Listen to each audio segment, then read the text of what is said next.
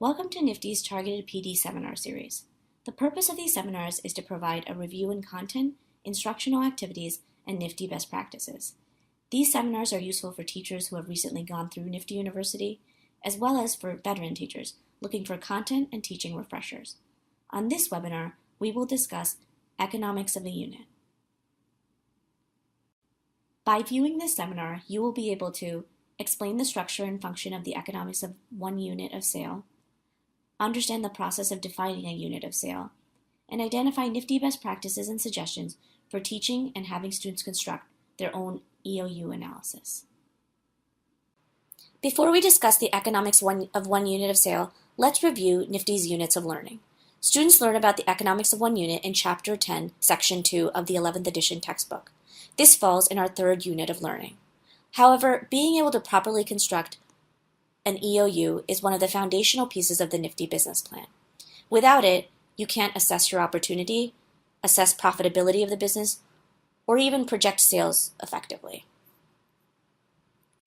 Take a moment to review the objectives for the financial information and operations unit of learning. You may notice that the economics of one unit of sale is explicitly outlined in the first and second objectives.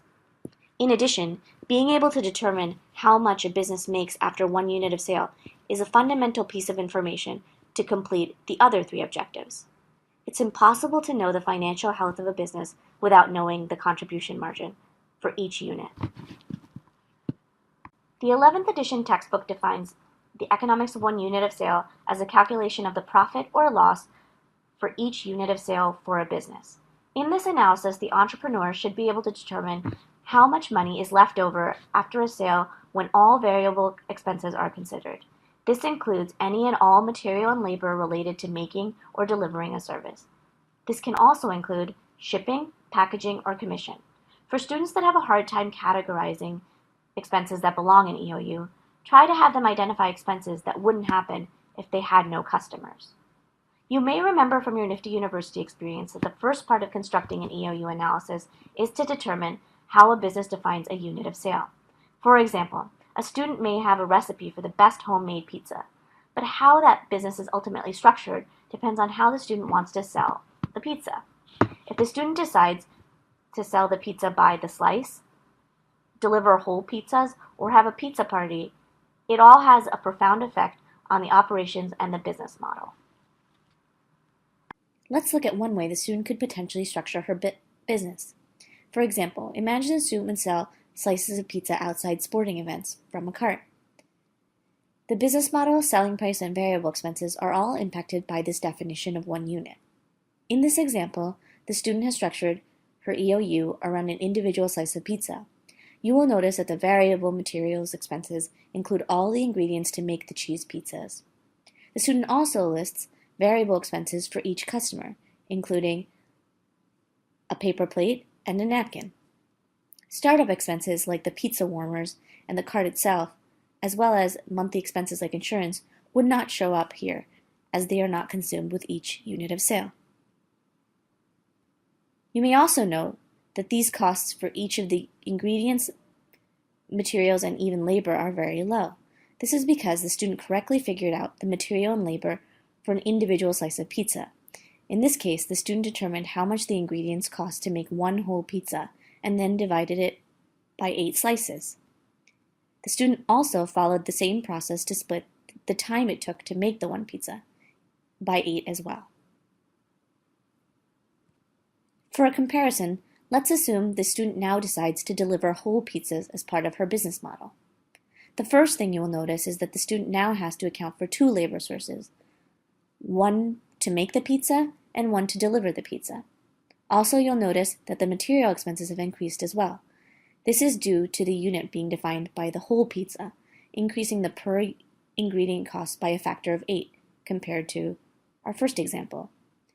Having students clearly define their unit of sale and determining all their variable expenses are critical pieces to doing an effective EOU analysis. For many students, doing an EOU for a pizza business is straightforward enough, but many students think of business ideas that are closer in scope to the ideas listed in the table. Some general strategies for these types of EOUs. Have students focus on the actual variable expenses to help simplify the EOU. For example, an app that is a pay per download might not actually have any variable expenses beyond the service charge to Apple or Android.